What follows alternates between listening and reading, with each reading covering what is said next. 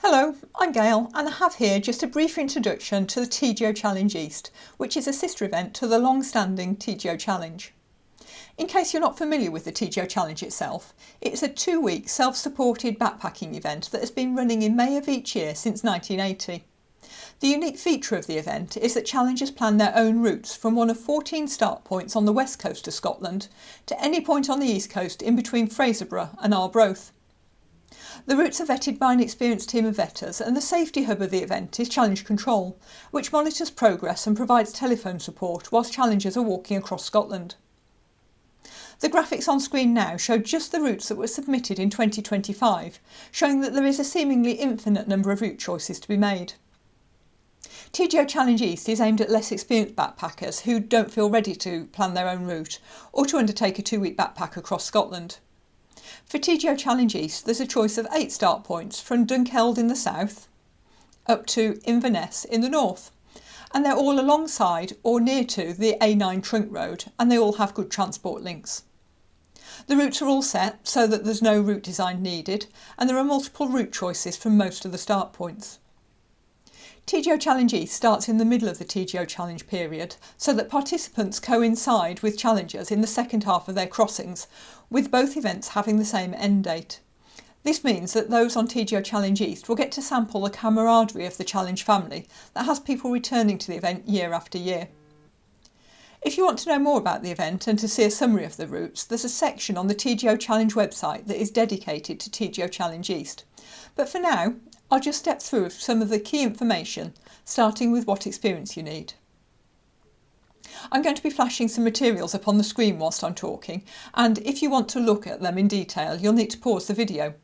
Alternatively, everything I'm showing here is available on the TGO Challenge website under the TGO Challenge East menu option.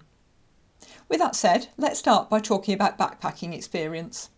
The experience level needed for TGO Challenge East is lower than for the full TGO Challenge, but you still need to have completed a 2-day backpacking trip, covering at least 16 kilometres per day, carrying full backpacking gear within the last 5 years, as well as being generally fit enough to undertake a 6 to 8 day backpacking trip. You also need to be able to navigate, be able to use a compass and to read a suitably detailed map such as Ordnance Survey 1 in 50,000 or Harvey's. And you need to be capable of self-sufficiency in remote areas where help may not be readily available, including a knowledge of basic first aid. If you meet those requirements, then to enter, go to the TGO Challenge website, find the TGO Challenge East menu and select the Enter option. At the bottom of that page you'll find the Enter Now button, although note that if you're not within the entry window of late November until the end of February, then the button won't be live. As part of the entry form, you'll be required to give details of your backpacking experience. The coordinators will review your entry and, provided that you meet the entry requirements and that there are places still available, you'll be offered a place, assigned a route grade and sent a copy of the event details, which you can also find on the website. The routes are graded from 1 to 4, with 1 being low level and generally on paths and tracks with some minor roads, whereas 4 is a hard route, featuring significant high ground, pathless terrain, or both of those things. You'll then be sent a route preference form to state your preferred routes, choosing from any route that is within your assigned grade or lower. If you want to have a look at those routes before you apply, then you can browse the details of the available start points and the available routes on the website. The coordinators will then assign a route to you and will send you, firstly, a route sheet. This is fundamentally the same document that challengers fill in for the full TGO Challenge, but in the case of TGO Challenge East, it's already filled in for you. From this document, you'll be able to follow the route on an Ordnance Survey 1 in 50,000 map. You'll also be sent a route information guide. This is a narrative document about your route, giving you useful information about it. It's not a turn-by-turn set of instructions as you might find in a guidebook, hence the need to be able to navigate in order to enter the event. It's essentially the level of information that challengers receive from their route vetter when they submit their planned route for the full TGO Challenge. Finally, you'll be sent a GPX file of your route. You can overlay this onto a digital map, and the coordinators can provide you with an 8-month subscription to OMN, Outdoor Map Navigator, giving you access to Ordnance Survey 1 in 50,000 and 1 in 25,000 maps. You can use these electronically on a mobile device, and you can print hard copies too. Your route sheet will also tell you your phoning points.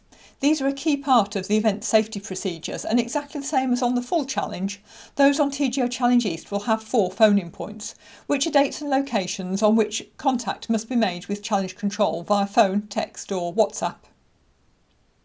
If you want to use any paid accommodation, whether that's campsites, B&Bs, hostels, etc., during your crossing, then this is the best time to make bookings with them, particularly in the more popular locations where there may not be late availability. If you've entered early, things will then go a bit quiet for a while until in the spring you'll be sent a link to fill in your in case of emergency form, which asks for information including the number of the phone that you'll be carrying on the event, details of your emergency contacts and any health conditions. The last thing that will happen before the event is that you'll receive a text message and asked to reply, just to make sure that the coordinators have your mobile phone number correctly recorded. Then all you need to do is make your way to your start point in time for your start date, enjoy the walk, and we'll look forward to seeing you in Montrose at the end of it, as that's where you'll need to make your way to once you've reached the East Coast in order to sign out, pick up your certificate and t-shirt, and if you choose to attend one of the celebratory dinners. I hope that was a helpful brief introduction, but if you've got any questions then just drop the coordinators Ali and Mick an email. You'll find all their contact details on the website.